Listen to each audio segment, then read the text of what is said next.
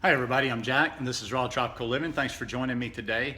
It is an absolutely spectacular day here. I feel great.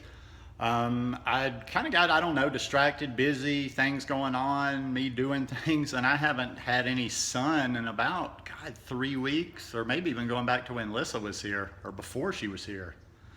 So anyhow, I've been deficient on my sun for one reason or another. So the last few days we've had well, sort of two things. The weather's been a little nicer than usual. The sun stayed out longer up into the day, and I've been able to get my sun. And I've made a point of getting my sun. So I've got 4 days of vitamin D under my belt, and I'm feeling good. I feel kind of re-energized. I just don't feel like everything's coming together, everything's working fully when I'm not getting that vitamin D dose.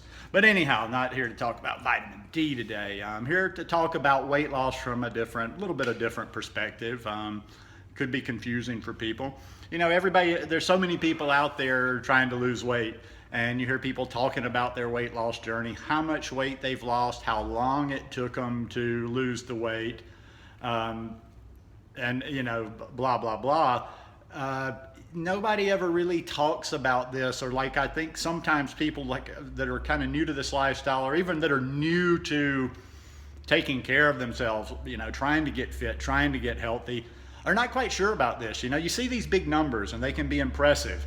You know, so and so jumps on some new program and they lose, you know, maybe 20, 25 pounds in a month, or, you know, they lose, and a lot of times what'll happen is people, you know, they'll go on something initially, they'll lose a big chunk of weight rapidly, and then it slows down and it gets in their head and it confuses them, and they keep wanting to see that big number. It's kind of like that show, and that show, you know, looking back, it had kind of a horrid premise, The Biggest Loser.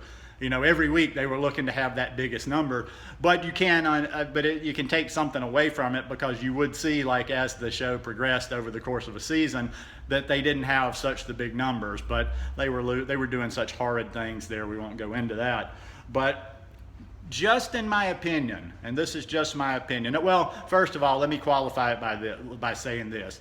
If someone is really obese, like morbidly obese, you know, has a lot of weight to lose, I'm not a doctor. I'm not scientific. I'm not the best person on all this science. So that's why I don't like to speak with authorities. But just using common sense and what I do know about food, nutrition, health, what have you, is that, okay, if you're like really obese, you're really overweight, you know, 100 plus pounds overweight, sometimes even people that are 200 plus pounds overweight, yes, there's probably you have such potential health risk when you're carrying so much weight that it might behoove you to lose a little bit faster, just to get some of that off. So, and in the beginning, some people might drop the bigger numbers, like the 20 and the 25 pounds in a month. But let's just say for your average person that, you know, even, and when I say average person, like, I don't even consider like 50 pounds like to be some sort of super, you know, I lost 50 pounds and I don't remember it being some like big dramatic weight loss story. It was just a progression. But let's say you have to lose even 50 or 60 pounds. Steady wins the race. I remember what Lissa said in that interview that I did with her, and I'll put the link to that again, because she's got a couple of videos talking about her weight loss that is really good on this subject, about how she lost her 70 pounds, I think over like 14 months. And when I heard her story, I was like, wow, she really gets it. And I remember that I was talking to her during those times, and she didn't care. She hit a plateau. She'd talk to me just rather nonchalantly, like, yeah, I haven't lost any weight in, you know, 2 months or whatever it is, but it'll happen, it'll come. And it did. She let the process, and then, but she did it slowly, and having, you know, just spent time with her and face to face, she doesn't have a lot of the issues which some people get when they lose a lot of weight rapidly. Like, she lost you know, that's a good bit of weight, especially for a woman of her height.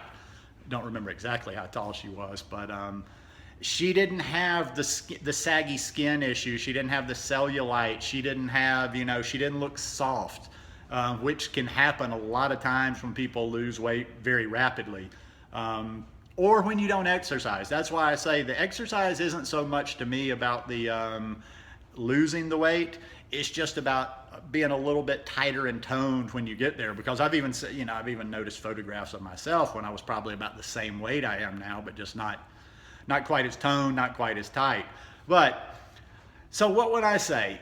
And this, like I say, not scientific, or maybe it's quasi-scientific, because I used to read a lot of nutrition back in the day, although it's a lot of the nutrition I read now I realize was not all that, because it was always about all this protein and all this and that. But anyhow, from my best estimation, I like 2 to 3 pounds a week.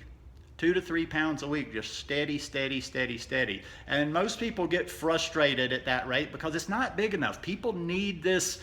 People need excitement. People need so much drama. People need big things to happen when it's really about grinding stuff out every day. A little baseball analogy is like, everybody wants to be the home run hitter because the home run hitter is like the hero and it's very exciting, but most good baseball teams will take a good base hitter any day, that guy that has a high batting average and can always get on base, because those people that hit lots of home runs also strike out a lot too.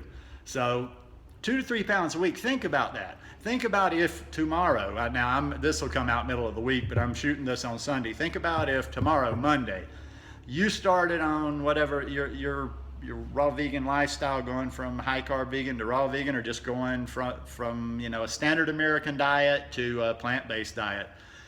If you lost 2 pounds a week and you never lost more than 2 pounds a week over the course of a year, even if you were obese,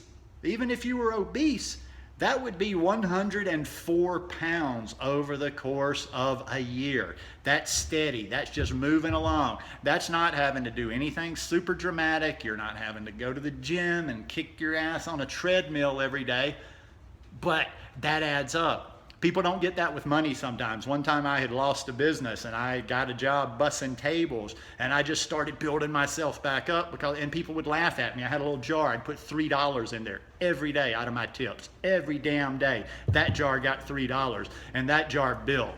2 months, 3 months, 6 months. I started getting a bankroll in my pocket again. So it's not exciting, but that little bit adds up. And if you were to lose, let's say you did have 100 pounds to lose, and you decided, you know what?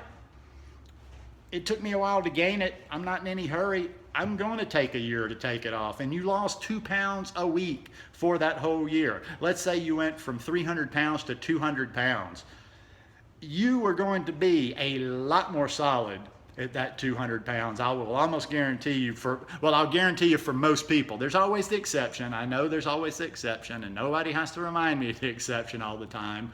But for the average person, if you lost 2 pounds a week, lost 100 pounds over the course of the year, you're going to be much tighter and firmer, in my opinion, than that person that just comes out of the gate, lose 25 pounds that first month, and then maybe loses 15 pounds the second month, 12, 10. They're more than likely going to have a few more skin issues than you, sagging skin issues than you, stretch marks, and just not be as tight. That skin, it needs a little bit of time. I think that, I don't know, there's nothing scientific there, but I think the slower you lose it, it gives the skin a little bit more time to get that a little bit of elasticity. Now, in the end, when I'm talking about skin, I don't really know what I'm talking about.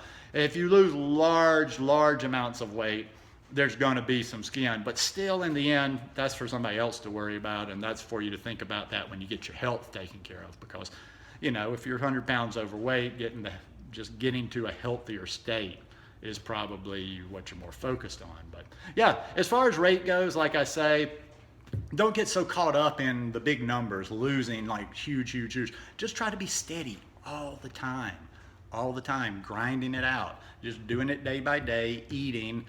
Don't even worry about the scale. Just do it. Just live this lifestyle. If you were just to live this lifestyle for a year and just put all the weight loss and scales and all the cerebral stuff out of your mind, you just get there at the end of the year and you're like, wow, look at where I got at the end of the year, by not even like focusing it and just doing the eating, getting out and moving your body, getting a little bit of fresh air, drinking clean water. It's not that complicated, people.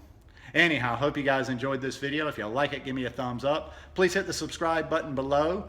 Probably as you are watching this video, I am in San Juan del Sur, Nicaragua. It's a little beach town up there. And hopefully I'm going to be shooting from a little vegan restaurant that has a lot of raw vegan options there. So, love you guys. Peace.